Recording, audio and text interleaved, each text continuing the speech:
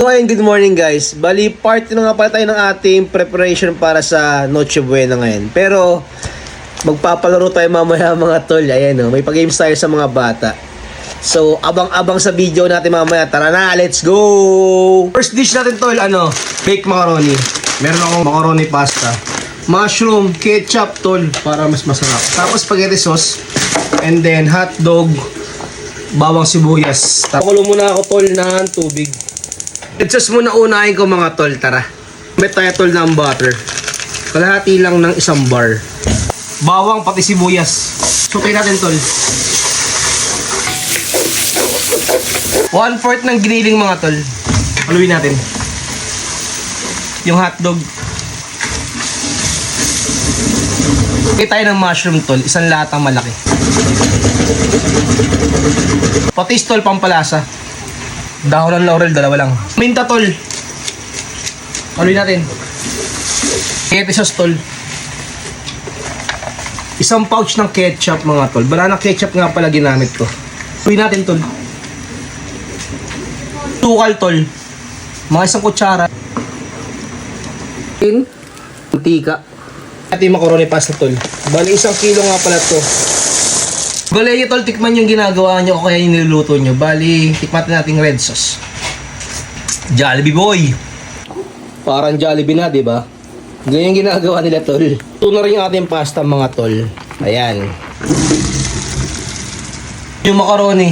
Ayan. Tayo ng sauce tol.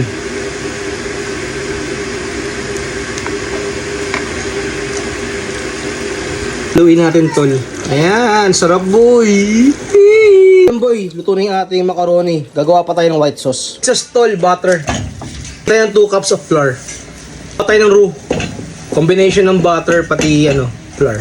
Pag-ganyan na itsura ng roux nyo mga tol, add tayo ng fresh milk. Tansya na lang to kaya na bahala kung gaano kalapot ang gusto nyo. Add tayo ng salt tol, pampalasa lang. White pepper. Luin natin tol. Ayan tol, okay na. Ibol natin tol yung macaroni. Tol, white sauce, ibabaw lang. Kaya rin cheese, ibabaw mga tol. Maraming cheese, mas masarap, di ba? Mozzarella naman, tol. Masarap to? Ayan, tol, nakagawa ko ng 2 tray ng Bake Mac. Meron pa ako sobra. Pamimigay natin mamaya. Na ako ng oven, tol. Ayan, boy. Magagamit natin yung oven natin. Ayan na, isa. Sa loob ng 15 minutes hanggang mag-melt na yung cheese. Tol, gawa naman tayo ng breading mix para sa ating fried chicken. Pepper, tol. Tuning, garlic powder, paprika tol, curry powder, curry, salt. Haluin natin tol. Tol, yung manok na nakamarinate na ng 24 hours mga tol. Lang natin chicken.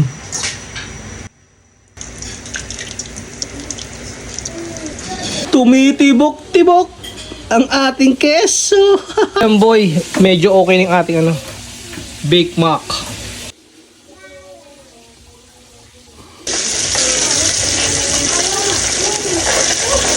Uy, tikman natin syempre.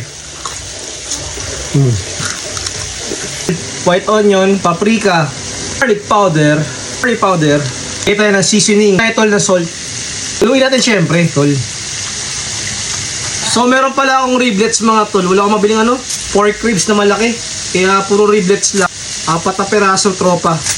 And tol, cover natin ng ating mixture yung ating ribs. Make sure na tol na cover ya. Mapit yung lasa, diba? Ganun talaga. Kung kabilang side naman tropa, balik rin natin. Ito yung sinigang mix on the top lang.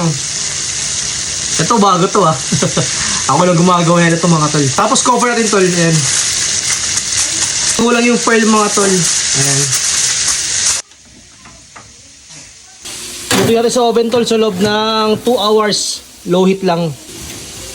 Tol, yung ribs na in-oven natin. Ayan, tol. Ito tol ko itsura. Boom! Lalagay pala ako ng barbecue sauce mga tol.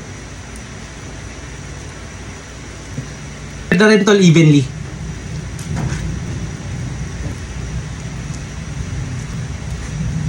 Tol, balik natin sa oven.